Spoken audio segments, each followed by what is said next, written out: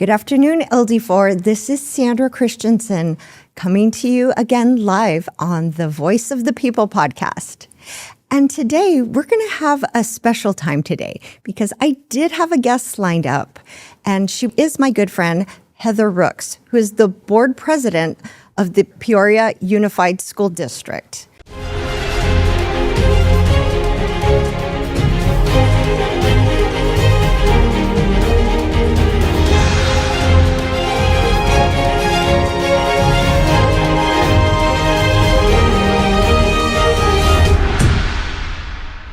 Heather is going through some challenges right now for being a voice for parents and student safety. And so because of what's going on in her school district today, she's unable to be with me today. But we're going to do something fun. We're going to have a live town hall type session today because I do want to talk about student safety. Heather and I were going to discuss something very important, and that's how do we, as board members and the general public, teachers, constituents on schools, keep students safe. Because when parents send their kids to school, there's two things that they expect. One is that they can educate them. They learn reading, writing, math, the arts and sports as well. But it's assumed that your students and your children will be safe when you send them to school. So that's one of the things that I want to talk about today. And I'm happy to take questions from the audience as well on any topic.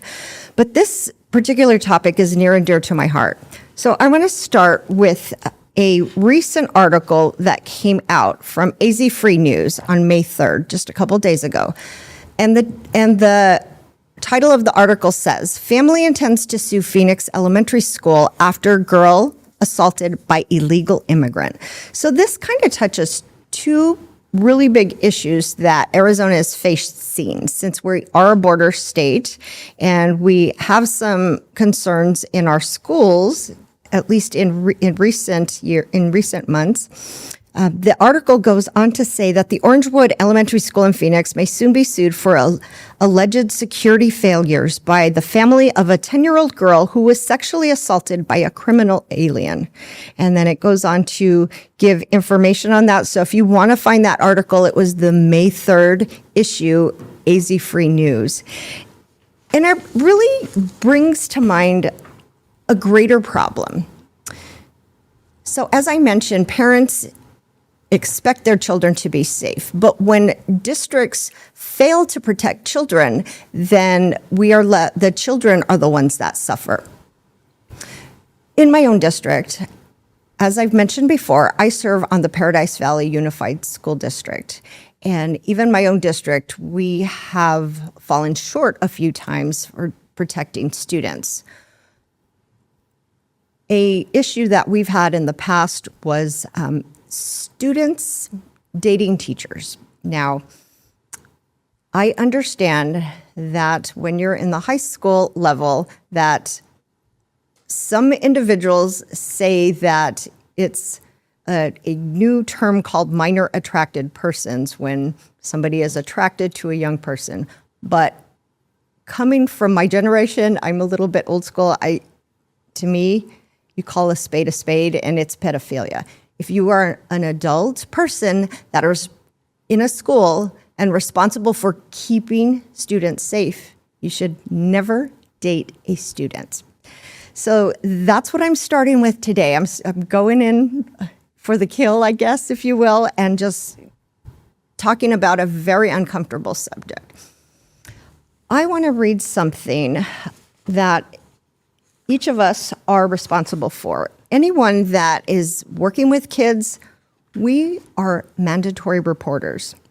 That said, there is a 2026 case out of Michigan, and I'm not sure how to pronounce this, but Lukuhi versus Rochester Community School District.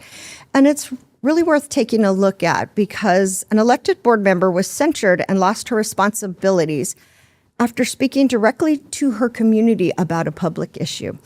Now, this is kind of what's happened with our friend Heather Rooks. She was standing strong, protecting children, but she took that a step further, and she did speak to the media. Now, it's a very interesting situation because you would think that people would rally to her cry and protect because nobody wants a student to be harmed. But the opposite actually occurred in Heather's case, where she spoke out strongly against what happened at one of her high schools, Centennial, and a group of individuals that I won't name came out and are now asking for her to step down as board president. And why should that occur? Well, I have some suspicions, but my personal views in this matter, having known Heather, is she is strong, and she's standing strong to protect children. However, there are forces that want to protect the system. And so that's what I want to start with today. So, again, we're live and we're taking questions. So if anybody wants to chime in with questions on this matter, I'm happy to discuss it. My role as governing board member is to be the voice of the people. Every elected official should represent their constituents. And on a school board, it's so important to ensure that children are safe. We talked a little bit last week about an issue with my own school district and free speech. So there's a couple of things happening here in today's society. Do elected board members have free speech? And if so, how far can they take it, right? So we're going to talk about a tale of two board presidents right now.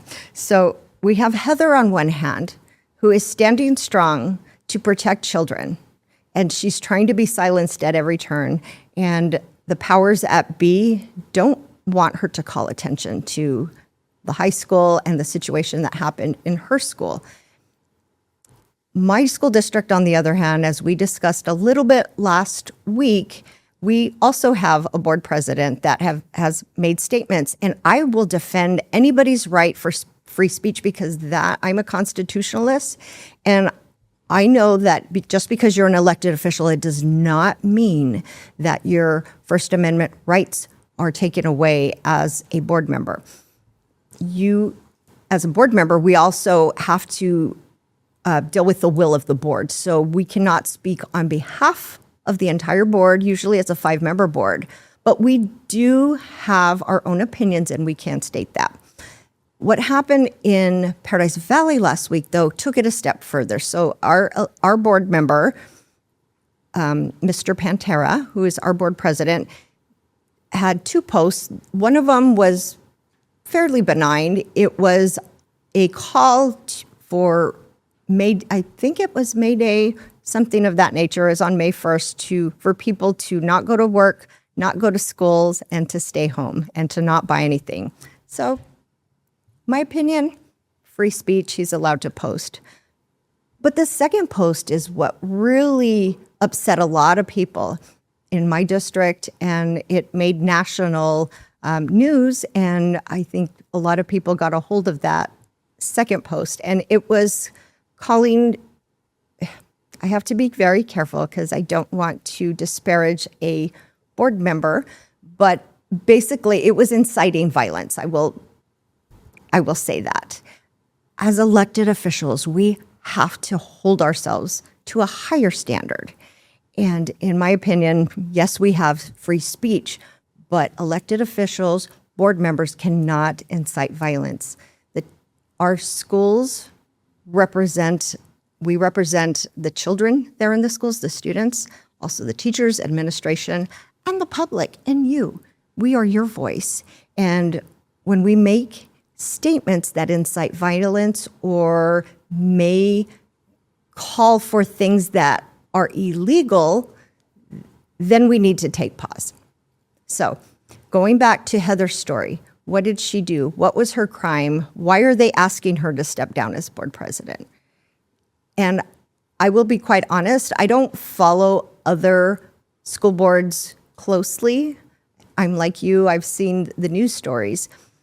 But in my opinion, Heather is a hero, and she's standing strong, and she's standing for the kids. So that's all I'm going to say on this topic right now. And the reason I wanted to start with this is because I was going to have her on as a guest today, but because of circumstances, she's unable to be here today. I would like to see if there's any other questions before we move on to our next topic. We do have a question coming in from YouTube Live. It is just, how does faith play into your decision making to serve? That is an amazing question. So when I first ran for school board 6-7 years ago, when I was deciding to do this, I was putting materials together and I didn't know what I was doing. Many of us don't when we want to run for the first time. But my Moms in Prayer friends and my church prayed me into this role as school board member. So faith, in my case, is the most important thing.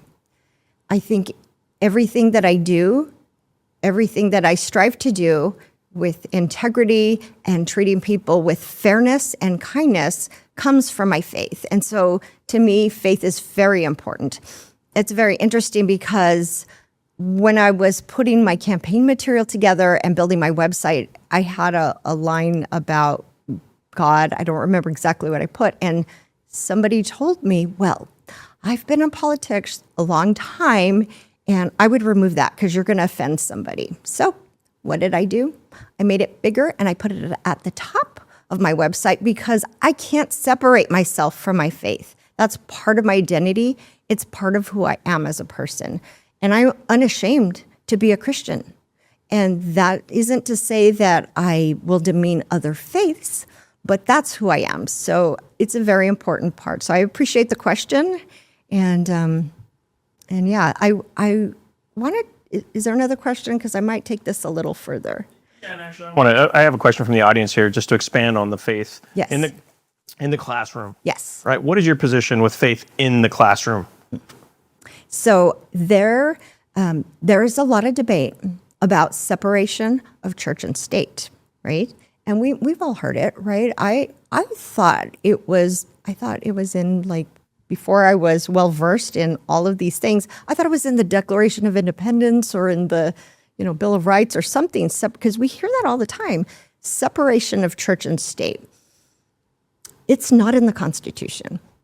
Where that came up is our founding fathers. They built all of our rules and our morals came from the Bible, actually. And so a lot of people don't know this, but I have taken a lot of classes on the Constitution and biblical citizen classes. So the way that came about is our founding fathers were men of faith. And I will say men because they were men, and it's okay to say men. They were men of faith. And they built our Constitution and our republic on these principles, right? And so where separation of church and state came in later because we did not want to have a Church of England. We didn't want to have somebody coming in from the federal or state level saying you have to be Presbyterian, for instance. That's really the whole intent of separation of church and state. Now, fast forward a few more millennium or a few more decades, I will say, we used to have schoolhouses, right? And many of those schools were in churches. And we taught things such as ABCs. They were from different proverbs. They were from different, and I can't remember what it was called, but they would learn their ABCs, and they were all based on Bible scriptures. So fast forward to today, we live in a very divisive society, and people claim separation of church and state. I've been called a Christian nationalist, for instance. I normally don't wear my faith on my sleeve when I'm on the dais, but one particular board meeting, I did read scripture from the dais because somebody had died. And I knew I was going to get some information and some feedback from that. I did get a couple of emails that were negative and said separation of church and state. But I did my homework, and I knew that I do, number one, have the constitutional right to say that and to have my religious freedom. And it does not go away because I am an elected official. So there are groups that can come on campus and they can be faith-based. And so the important thing to know is that these clubs are student-led. So it is not illegal to talk about God. It is not illegal to actually bring Bibles to school. So, I'm going to get away from schools a bit. And even in other government places, did you know that at our state capitol, they pray? The legislators, they pray. And I've been to a couple of prayer breakfasts here in Arizona. And so the idea of separation of church and state has actually lost its true meaning. And so when I'm elected to the legislature, I will continue to protect individuals' rights to pray or to not pray, because having that responsibility also means to protect the people that don't want to pray and don't have faith. But for me, because I am a Christian, I will support the right of anyone to pray, whether it's in school or in the state legislature. We had another question coming in from the YouTube Live. How will your beliefs about DEI impact your action in the House? I love this question. So, with a name like Christensen, many people don't know that I'm Latina, 100% full-blooded Latina. My maiden name is Montes. I grew up in New Mexico. My mother is a Lujan, and my dad is a Montes. So they call it a mestizo, right? And so the reason I'm telling you this is because it gives context to this question about DEI. When I was growing up in New Mexico, I didn't know that I was a minority because we didn't really talk about that. Again, I'm Gen Xers, 70s, 80s kid, right, growing up. We didn't talk about that. We didn't focus. My parents, very hardworking people, they taught me to treat people with respect and work hard. So I'd never heard of diversity, equity, inclusion. I think the words separate are good words and they don't mean well, but when you put them in that context, diversity, equity, inclusion, it really does a disservice to people. And I mentioned it in the podcast, in the live stream last week when my friend Derek was here. He is a Black man. I am a Latina, a Hispanic woman. And we talked about the term people of color. I don't personally like that term because it puts people in boxes. So I don't think DEI has a place in schools, in our government, in society, because we are all Americans. We all deserve respect and to not be bullied. In the schools, we deserve a good education. And so it does us a disservice to do that and to focus so much on race, so much on your gender ideology or anything like that. And so that's my stance. I don't think there's a place for it. And thank you for the question. Okay, so we have another question here from the audience. I've heard people say, because you came from LD3, that you're too conservative for LD4. I've also heard you were in the past a Democrat and also an independent. Yes. What's the truth? Where are you here? So something in the middle. So I'm really happy that that question came up because that comes up a lot when I'm doing speaking engagements. So there's a lot of people don't know where their legislative districts are. So I serve on the Paradise Valley School Board, and it happens to be in Legislative District 2, 3, 4, and 5. It's a huge school district. So when I put my house on the market about a year and a half ago, I was living in District 3. And so I served as a precinct committeeman there in District 3. Now, District 3, in terms of politics, tends to be a little bit more conservative than District 4, which is considered more of a purple district. But that's the story. So I sold my house and I moved closer to the district offices. It was taking me 25 minutes to get to the school board meetings and from District 3. When I moved close to Horizon where my son graduated, now it takes me about 10 minutes to get there. So the question is, Am I too conservative for District 4?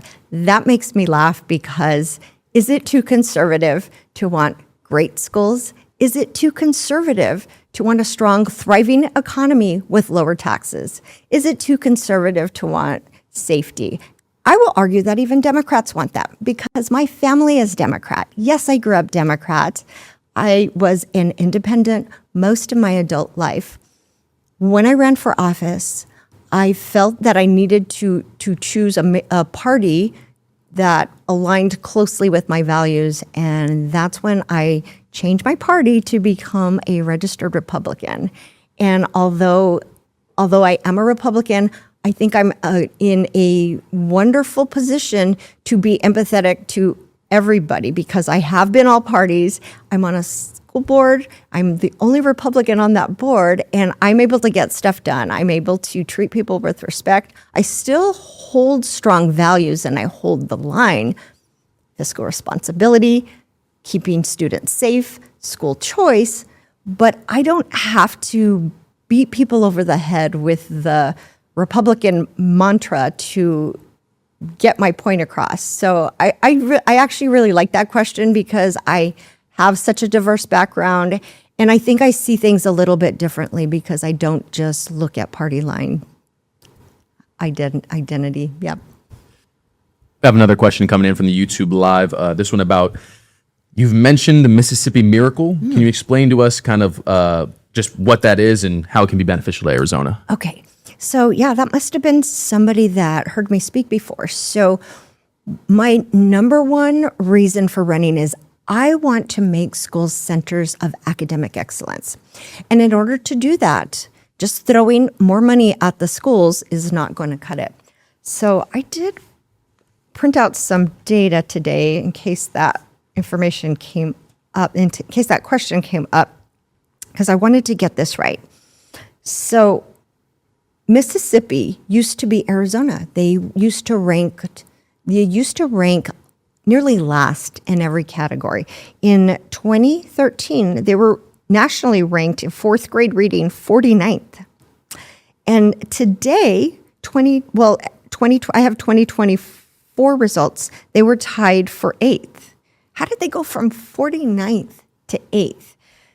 I will argue that Mississippi doesn't have the same demographics as a Boston, or Massachusetts, if you will, California, or some of the other bluer states that have really a good reputation for great test scores, reading rates.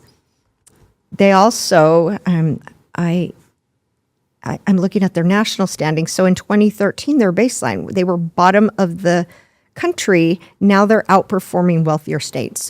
So again, what did they do? So the Mississippi Miracle here. So they were performing very low levels. They went back to the basics. I remember Hooked on Phonics. So that's what Mississippi did. They started with reading because that was where they were really performing low. And they focused and they kind of stayed in their own lane. I will argue today, schools want to be everything. They want to treat the whole child. But if you can't get the basics right in academics, reading, writing, math, then all that other stuff, the behavior stuff and the mental health, you can't do that. You have to outsource that to parents and medical professionals. Schools are not equipped to deal with those things, in my humble opinion. So where Arizona can learn from Mississippi is going back to the basics. They took a hard look at what they were doing, and they really went back to basics, like I mentioned, phonics. For those of you that haven't gone through the education system recently, we've gone away from phonics and we've gone to whole word and whole word reading. I can't remember the exact term of it, but it causes a lot of confusion for children rather than phonetically trying to sound things out and spelling things. So that's kind of the Mississippi Miracle. And there's more to it, but I'm not going to go through all of their stuff. But the moral of the story is they were nearly dead last in every category, similar to where Arizona is at. But getting back to the basics and really going and focusing on the important things in education really helped Mississippi a lot. And it wasn't about the money, and it wasn't even about their socioeconomic areas, because I will argue that Mississippi is a very high Black population and a lot of minorities groups. So they're outperforming even, like I said, some of our wealthiest states. So that's kind of the Mississippi miracle. Getting back to basics.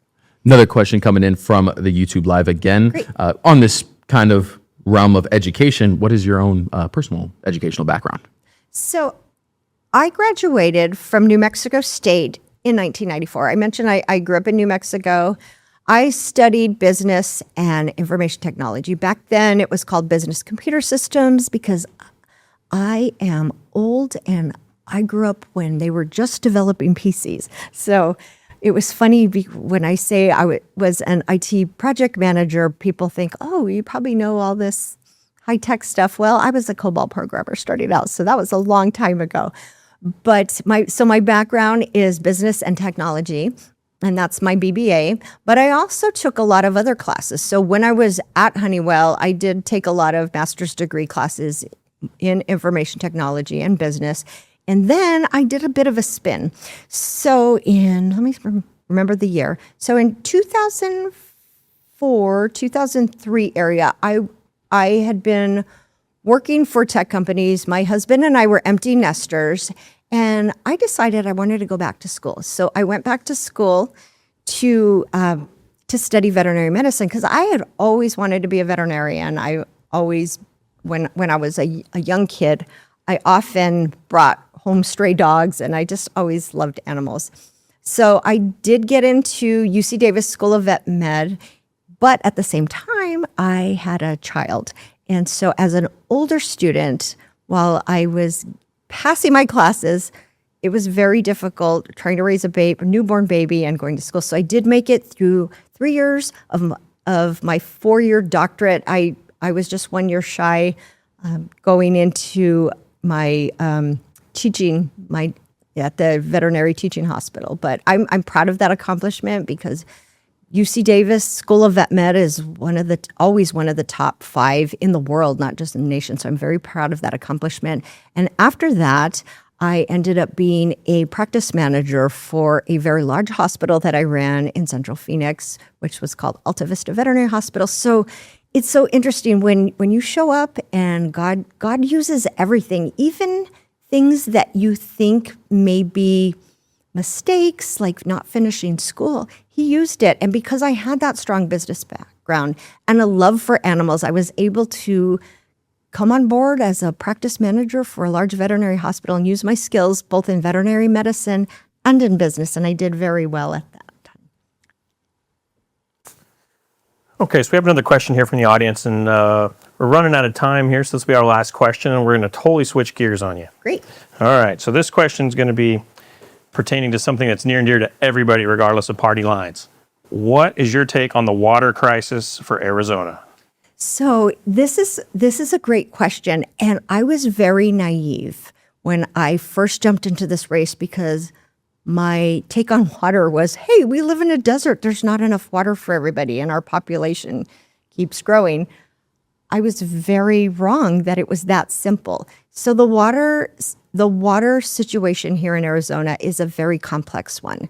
So what I did, since I was not knowledgeable, I sought out the experts. So Amanda Moniz is a good friend of mine. I served with her as a precinct committeeman in District 3, and she has endorsed my campaign. She's endorsed my race. She sat down with me for 3 hours and explained the history of water. I didn't realize that there were decisions that were made by this Arizona Supreme Court so many years ago that really are affecting what is occurring with water today. For instance, did you know that before, and I'm not even going to pretend to remember the year, but we used to own everything from, I think they called it from the sky to the ground. And so if you had a homestead and you had well water, well, you own that water outright. A Supreme Court case came through because somebody had come into an area, and for the greater good, they drilled wells, and they it's my understanding that a lot of the homeowners then lost their water. But that Supreme Court decision said, well, it was for the greater good, so it was allowed. And so I would like to see us getting back to more personal rights, but I digress on that. So that was just one thing that I didn't know. The other thing was desalination. So desalination is also very complicated. I had heard that in Yuma, we had a desalination plant. Now, for those of you that don't know what that is, we take ocean water or salt water and we bring it, and then we take the salt out. That's simplifying it very much. It is a complicated process, but what makes it difficult is, what do you do with the salt afterwards? Because you can't have these marshy, salty lands, because then it's bad for the environment, it's bad for the animals, and it's very expensive. And so it was my understanding that in Yuma, we had put millions of dollars into this desal plant, and then it wasn't successful after a while because it wasn't thought through enough, or I don't know if it was regulations, things of that nature.